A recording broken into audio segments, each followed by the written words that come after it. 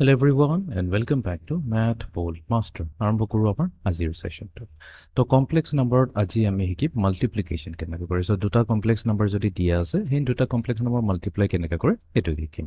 একেবাৰে সিম্পল হয়, কোনো ডিফিকাল্টি নাই ইয়াতে। তো প্ৰথমতে আমি যেটো দিয়া আছে আমি লিখিলো প্ৰডাক্টটো দিয়া আছে 1 - 3 আইওটা। এটোক মাল্টিপ্লাই কৰিব লাগিব আন এটা কমপ্লেক্স নম্বৰ লগত যেটো হৈছে 2 + 5 আইওটা। তো এতিয়া এই মাল্টিপ্লিকেশন আমি যেনেকৈ নৰমাল a plus b multiplied to c plus d যদি থাকে তেনেহলে আমি কেনেকা কৰো আমি প্ৰথমতে a ক মাল্টিপ্লাই কৰো c লগত তো a into c হৈ যায় তাৰ পিছত আমি কি কৰো a ক মাল্টিপ্লাই কৰো d লগত তো আমি পাই যাম plus a into plus d হৈ যাব কি প্লাসে থাকিব a into d next plus b আমি নেক্সট কি কৰিম b আৰু c ক মাল্টিপ্লাই কৰিম তো প্লাস b into c হ'ব প্লাস bc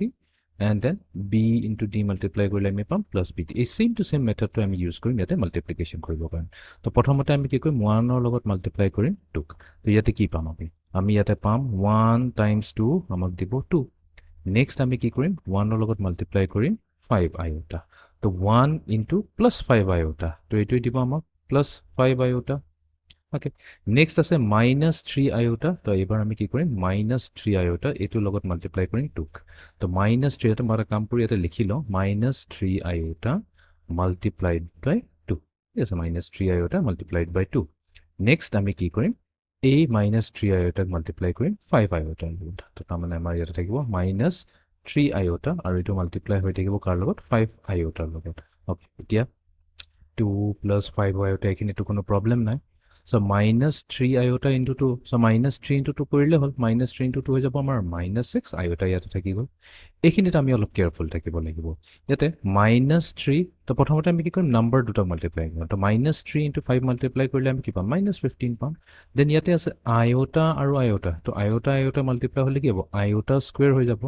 ওকে বাট এতিয়া আমি এডিশন মানে কম্বাইন কৰাৰ আগতে আৰু এটা আমি স্টেপ ইয়াতে ল'ব লাগিব এই যোনটো iota স্কয়াৰ আছে এটোক আমি সিম্পলিফাই কৰিব লাগিব এতিয়া আমাৰ বাই ডেফিনিশন কি হয় iota স্কয়াৰ হৈছে ইকুৱেলস টু -1 তো তাৰ মানে এই iota স্কয়াৰৰ জায়গাত আমি কি লিখিম -15 into -1 কৰি দিম তো এটা সিম্পলিফাই কৰি দিও সো আমি পাম 2 + 5 iota